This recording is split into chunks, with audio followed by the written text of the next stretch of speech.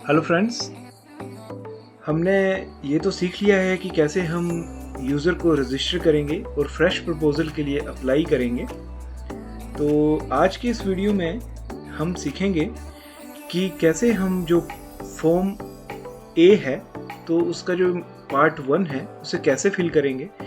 तो सबसे पहले हम फॉरेस्ट की साइट पे जाएंगे। तो परिवेश पोर्टल हम इस पर क्लिक करेंगे। यहाँ पे वेलकम टू परिवेश, और यहाँ पे स्क्रॉल डाउन करके यहाँ हमने न्यू रजिस्ट्रेशन कर ली थी, तो अब हम यहाँ लॉगिन करेंगे। लॉगिन यहाँ एप्लीकेंट टाइप चूज़ करेंगे और यहाँ पे हम जो कैप्चा है उसे एंटर करेंगे AUA4 और यहाँ लॉगिन पे जाएंगे। तो फ्रेंड्स, जैसे कि हम लॉगिन कर चुके हैं, तो इसके बाद हमने अप्रूवल्स पे जाना है। अप्रूवल्स में हम पिछली बार भी जो मॉडिफाई हमने करना है, जो अपना पैकेज मॉडिफाई करना है और जो डिटेल्स आपने एंटर करनी है, तो उसके लिए हम इस ऑप्शन में जाएंगे। तो फ्रेंड्स, इसके बाद हम माई प्रपोजल फॉरेस्ट क्लियरेंस पे जाएंगे और एडिट में जाएंगे। इसमें तो हम फॉर्म ए के बारे में आज स्टडी करेंगे। तो फॉर्म ए अंडर सेक्शन 2.2। तो यहाँ पे जैसे ही हम एंटर करेंगे, मैं यहाँ पे जाऊँगा, एंटर करूँगा। तो फ्रेंड्स, जैसा कि आप देख पा रहे हैं कि फॉर्म ए जो है वो हमारे सामने कुछ इस तरह का विंडो इंटरफेस आएगा। तो यहाँ पे फ्रेंड्स, हमें जो जनरल डिटेल्स है, जो फॉर्म ए का A1 पार्ट है, उसमें हमें प्रोजेक्ट्स की जो डिटेल है वो हमें एंटर करनी होती है। तो यहाँ पे जो नेम ऑफ प्रोजेक्ट है वो आप एंटर कर देंगे, जैसे कि कंस्ट्रक्शन ऑफ, जो भी आपकी आईपीएच की लाइन है, जो भी प्रोजेक्ट स्कीम का नाम है वो यहाँ पे एंटर कर देंगे। और इसके बाद जो प्रोजेक्ट की जो आपका proposal for which forest land is required, तो वो जो, जैसे कि हम यहाँ पे लिख सकते हैं, this proposal has been formulated to provide road link. जो भी आपकी कोई भी एरिया है, उसको क्या इस रोड की जो है ज़रूरत है, वो उस नीड को जो है आप यहाँ लिख सकते हैं। इसके बाद यहाँ पे स्टेट हिमाचल प्रदेश डालेंगे और proposal category of the proposal, यहाँ मैं रोड सेलेक्ट करूँगा। और यदि आईपीएच का है तो वो अपने हिसाब से यहाँ पे डिफरेंट डिपार्टमेंट्स अपना जो है वो चूज़ कर सकते हैं, जो भी वो प्रपोज कर रहे हैं। इसके बाद जो हमारा आईपीएच की जो अगर लाइन बिछ रही है तो वो भी लीनियर में आएगी, रोड है तो भी लीनियर में आएगा। यदि वो जैसे कि HRTC का बस स्टैंड है तो वो हमारा नॉन लीनियर में आएगा। और कुछ जो है जैसे बस स्टैंड भी है और रोड भी है, उसमें उसकी परमिशन चाहिए तो वो हमारा हाइब्रिड में आएगा। इसके बाद जो हमारे प्रोजेक्ट की कॉस्ट है, जो DPR कॉस्ट है, वो यहाँ पे आएगी। फिर जितने सालों के लिए हम इस प्रोजेक्ट को फॉरेस्ट लैंड जो है इस यूज़ के लिए डाइवर्ट कर रहे हैं, तो वो हमारे यहाँ 99 ईयर्स आ जाएगी। और यहाँ पे जो total area of the project है, प्राइवेट प्लस हमारा फॉरेस्ट लैंड, तो वो है यहाँ हेक्टेयर्स में हमें डालना पड़ता है। तो ये एरिया जो है हमें रेवेन्यू पेपर से आ जाता है, तो वहाँ से हम यहाँ डाल देंगे। इसके बाद total area of forest land propose for diversion, तो यहाँ पे भी हमारा जो फॉरेस्ट लैंड है, जो फॉरेस्ट लैंड का जो एरिया है वो यहाँ पे आएगा, और जो नॉन फॉरेस्ट लैंड का एरिया है वो यहाँ पे आएगा। तो जैसे कि हमारा 3.57 हेक्टेयर फॉरेस्ट लैंड है और 0.036 जो है इसमें प्राइवेट लैंड है, तो उसके हिसाब से यहाँ डिस्ट्रीब्यूशन हमने कर दिया है। इसके बाद फ्रेंड्स, यहाँ पे जो है A2 जो है फॉर्म ए का, वहाँ डिटेल्स ऑफ यूज़र एजेंसी हम भरेंगे। तो यहाँ पे जो भी आपकी यूज़र एजेंसी है, जैसे पब्लिक वर्क्स डिपार्टमेंट है, आईपीएच है, जल शक्ति विभाग जिसे अब नाम दिया है, तो वो हम यहाँ पे एंटर करेंगे और जो एड्रेस है वो सारा हम एंटर करेंगे। तो इसके बाद जो हमारी डिटेल है वो A3 डिटेल है। तो detail of person making application, तो जो आपका PIU हेड है तो उनका नाम यहाँ पे आता है। और यहाँ पे जो है एक आपके पास एक PDF हमें अपलोड करनी होती है। तो यहाँ पे हम देखेंगे कि हमें क्या अपलोड करना है। तो upload A copy of document in support of the competent authority, competence or authority of the person making this application to make application on behalf of the user agency। तो फ्रेंड्स, यहाँ पे जो PDF है, इसका मतलब हुआ कि जो आपके हेड ऑफ द डिपार्टमेंट हैं, जैसे इंजीनियरिंग चीफ है, तो उनके बिहाफ पे कौन एप्लीकेशन फाइल कर रहा है। तो जैसे उनके बिहाफ पे जो है ये PIU फाइल कर रहे हैं, तो ENC की जो अथॉरिटी है वो यहाँ पे लगती है। तो मैं इसका सैंपल आपको दिखाऊंगा। जैसे फ्रेंड्स ये देखिए, यहाँ पे जो है ये PIU को जो है, जो इंजीनियरिंग चीफ हैं, तो उन्होंने यहाँ पे उनको जो PIU हैं उनको ऑथराइज कर दिया है। तो इस तरह का जो लेटर है वो हमें यहाँ अपलोड करना पड़ता है फ्रेंड्स। तो जैसे ही हम ये करेंगे तो फॉर्म A का जो पार्ट A है वो हमारा यहाँ कंप्लीट हो जाता है। जैसे हम नेक्स्ट करेंगे तो फ्रेंड्स नेक्स्ट में जो है वो हमारा फॉर्म A का पार्ट 1 का B पॉइंट जो है, जो detail of land require for project, तो वो जो है हमारी विंडो आएगी। तो इसमें फ्रेंड्स यहाँ पे जो है detail of proposal seeking prior approval of central government under the act for diversion of forest land for the project already submitted in पास। तो ऐसा कुछ भी नहीं है क्योंकि हमारा फ्रेश प्रपोजल है, तो यहाँ पे हम इसे नहीं छेड़ेंगे और इसे ऐसे ही रख देंगे क्योंकि प्रीवियसली हमने कुछ अप्लाई नहीं किया था। तो इसके बाद आता है detail of forest land propose to be diverted. तो यहाँ नंबर ऑफ डिवीज़न बता रहा है।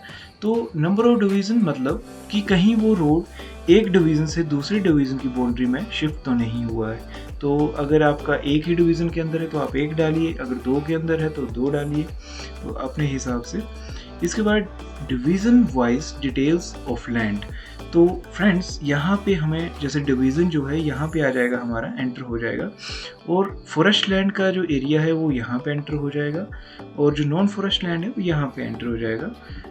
तो इसी हिसाब से यहाँ पे टोटल जो है हमारे पास आ जाएगा। फिर इसके बाद फ्रेंड्स यहाँ पे डिटेल ऑफ डिस्ट्रिक्ट इन्वॉल्व, जितने जो डिस्ट्रिक्ट आपके इन्वॉल्व हैं आपके प्रपोजल में वो यहाँ पे आप एंटर करेंगे। इसके बाद डिस्ट्रिक्ट वाइज ब्रेकअप, तो डिस्ट्रिक्ट वाइज ब्रेकअप भी है आपका, जैसे यहाँ डिस्ट्रिक्ट आ जाएगी, डिस्ट्रिक्ट का नेम आ जाएगा, और फर्दर जो फॉरेस्ट और नॉन फॉरेस्ट लैंड का डाइवर्जन डिस्ट्रीब्यूशन है वो हम यहाँ पे एंटर कर देंगे। तो फ्रेंड्स इसके बाद जो है जो विलेज बाय ब्रेकअप है उसमें जो हमारे रेवेन्यू विलेजेस हैं सिर्फ उनके नाम आते हैं। तो यहाँ पे हम एंटर करेंगे जितना उस रेवेन्यू विलेज में फॉरेस्ट एरिया आता है, जितना नॉन फॉरेस्ट आता है, तो यहाँ पे हम एंटर करेंगे। और फ्रेंड जैसे ही हम ऐड पे क्लिक करते हैं तो वो यहाँ पे हमें शो हो जाएंगे। तो इस तरह से देखिए जैसे कि मैंने एंटर किया था तो यहाँ पे जो है वो शो हो रहे हैं। इसके बाद फ्रेंड्स B जो है उसका सेकंड पॉइंट का 4th जो पार्ट है उसमें कंपोनेंट वाइज ब्रेकअप बताया गया है और कंपोनेंट वाइज लीनियर ब्रेकअप बताया गया है। तो फ्रेंड्स इसमें जो है जैसे कंपोनेंट्स आपके, अगर मान लीजिए आप रोड बना रहे हैं तो वहाँ पे आपके पास डंपिंग साइट भी होगी, वहाँ आपके पास कुछ और एक्सेसरी भी हो सकती है जिसे पासिंग प्लेसेस हैं, तो उसके लिए कंपोनेंट वाइज हमें डिटेल डालनी पड़ती है। तो यहाँ पे हमारा जैसे रोड आ गया और उसके लिए जो डंपिंग साइट है वो हमारे पास यहाँ पे उनकी हमें डिटेल डालनी पड़ती है कि फॉरेस्ट लैंड कितनी है, नॉन फॉरेस्ट में आप प्रपोज कर रहे हैं। तो यहाँ पे जैसे आप एंटर करते जाएंगे और यहाँ ऐड करते जाएंगे तो वो आपके पास यहाँ पे शो होती जाएंगी। इसके बाद फ्रेंड्स यहाँ पे जो है maps of forest land propose to be diverted. तो जैसा कि मैंने आपको जियो रेफरेंस मैप बनाना पहले ही सिखा दिया है, तो यहाँ पे जो है सर्वे ऑफ इंडिया टोपोशीट लगती है और यहाँ पे जियो रेफरेंस जो मैप है वो आपका यहाँ पे अपलोड होता है, जो कि यहाँ एंटर जैसे आप करेंगे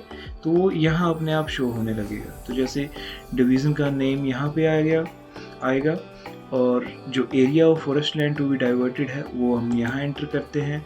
और इसके बाद यदि इसमें सेगमेंट्स हैं तो सेगमेंट एंटर करते हैं यहाँ, क्योंकि ये मेरे प्रोजेक्ट में एक ही सेगमेंट है तो हम यहाँ सिर्फ एक ही एंटर करेंगे। इसके बाद जो टोपो शीट है वो यहाँ पे आप चूज़ फाइल करके यहाँ एंटर कर सकते हैं। इसके बाद जियो रेफरेंस मैप जो मैंने आपको पहले ही सिखा दिया है तो वो आप यहाँ एंटर कर सकते हैं। और इस तरह जो है जैसे ही आप ऐड पे क्लिक करोगे तो वो हमारा यहाँ पे शो हो जाएगा। फ्रेंड्स इसके बाद हम फिर नेक्स्ट पे क्लिक करेंगे तो जैसे ही हम नेक्स्ट पे क्लिक करेंगे तो हमारा जो फॉर्म ए का पार्ट 1 का जो डी ऑप्शन है वो हमारे पास आएगा।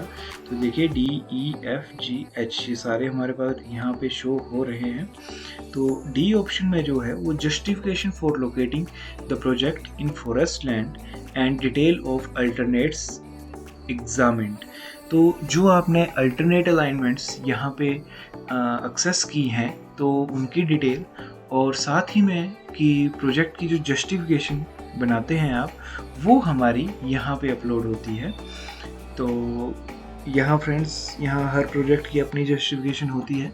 तो यहाँ पे आप जो भी आपके PIU से जो जस्टिफिकेशन बना के वो PDF यहाँ पे अपलोड कर सकते हैं।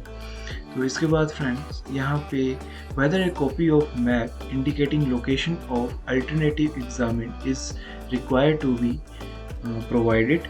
तो यहाँ पे फ्रेंड्स अगर आपका जो रोड है वो पहले से ही वोलेशन में रिपोर्टेड है तो वोलेशन में हमें यहाँ अल्टरनेटिव जो अलाइनमेंट है एग्जामिन है उनकी मैप जो है वो अपलोड नहीं करना पड़ता है। तो पर अगर हमारा नई अलाइनमेंट है और फ्रेश प्रपोजल है हमारा तो हमें यहाँ पे जो मैप है अल्टरनेटिव अलाइनमेंट्स का वो एंटर करना पड़ेगा। इसके बाद फ्रेंड्स जो ई ऑप्शन है हमारा वो है employment likely to be generated. तो इसकी मैंने अलग से शीट बनाई है वो मैं आपको बता दूंगा और यहाँ हम सिंपली यस सेलेक्ट करेंगे। इसके बाद displacement of people due to the project if any. तो अगर कोई डिस्प्लेसमेंट हो रही हो किसी नेटिव्स की वहाँ पे जैसे डैम के केसेस में काफ़ी जो है हमारी डिस्प्लेसमेंट होती है तो हम यहाँ वो एंटर करेंगे। तो इसके बाद friends detail of cost benefit analysis of the project. तो जो कॉस्ट बेनिफिट एनालिसिस है वो भी मैं आपको बताऊंगा तो वो भी आप यहाँ पे एंटर कर सकते हैं यस और नो उसके हिसाब से आप यहाँ भर सकते हैं। इसके बाद स्टेटस ऑफ इन्वायरमेंट क्लियरेंस। तो इसके जो है जो इन्वायरमेंट प्रोटेक्शन यहाँ पे हम नो ही सेलेक्ट करते हैं और status of wild life clearance अगर हमारा जो प्रोजेक्ट है वो एरियल डिस्टेंस जो है वो अगर 10 किलोमीटर के अंदर है तो वाइल्ड लाइफ क्लियरेंस लेना हमारे लिए ज़रूरी हो जाता है। तो वाइल्ड लाइफ क्लियरेंस लेने के लिए वो हमें शिमला में इनका ऑफिस है तो वो हमें वहाँ से मिलती है। फिर इसमें जो है DFO जो है इनकी जो पावर है वो नहीं है। वो वाइल्ड लाइफ के जो क्लियरेंस है वो हमें शिमला से वाइल्ड लाइफ डिपार्टमेंट से मिलती है। वो भी फॉरेस्ट का ही डिपार्टमेंट है उसी का पार्ट है पर ये अलग से भी होता है इनका। इसके बाद applicability of special provisions governing scheduled area. तो इसमें हम नो ही करेंगे फ्रेंड्स। तो इसके बाद status of settlement of rights under the forest right act 2006 on the forest land propose to be diverted. तो जो यहाँ पे फ्रेंड्स हम जो हमारी जितनी भी प्रोसीडिंग्स होती है FRA और मोहाल सभाओं की तो वो हमारे पास एक्चुअली रेवेन्यू पेपर और वहाँ से हमारे जो FRA कमेटियों की जो रजिस्टर होते हैं उनकी फ़ोटोकॉपी करके हमें यहाँ पे एंटर करना पड़ता है। तो जितने भी जो फॉरेस्ट राइट्स के सभी मोहालों के जो प्रोसीडिंग्स हैं वो यहाँ पे एंटर होती है। इसके बाद फ्रेंड्स हम नेक्स्ट क्लिक करेंगे। तो फ्रेंड्स जैसे ही हम फॉर्म A के पार्ट 1 के L ऑप्शन में पहुँचते हैं तो यहाँ पे है details of land identified for compensatory afforestation. Friends ये ऑप्शन जो कंपनसेटरी एफॉरेस्टेशन का है तो ये रिलेटेड है जैसे कि हम जो लैंड जो है फॉरेस्ट की जो हमने रोड बनाने के पर्पस से यूज़ कर ली है और उसमें जो हमने डिफॉरेस्टेशन की है उसको रिवाइव करने के लिए एक अलग जगह पे उतनी ही फॉरेस्ट की लैंड पे हमें अब अफॉरेस्टेशन करनी है मतलब वहाँ पे पेड़ लगाने हैं। तो इसके लिए यहाँ पे हमसे पूछ रहा है that whether non-forest or revenue forest land is required to be provided by user agency। तो यहाँ पे हम नो सेलेक्ट करेंगे और यहाँ पे जो ऑप्शन है हमारा certificate from chief secretary regarding non availability of suitable non forest revenue forest land तो हम ये सिलेक्ट करेंगे or whether the area of non-forest land or revenue forest land required to be provided by the user agency for raising compensatory afforestation is less than, ये भी हम no करेंगे। और इसमें जो है हम एक सर्टिफिकेट जनरेट करते हैं जो कि दिखने में हमारा कुछ इस तरह का होता है।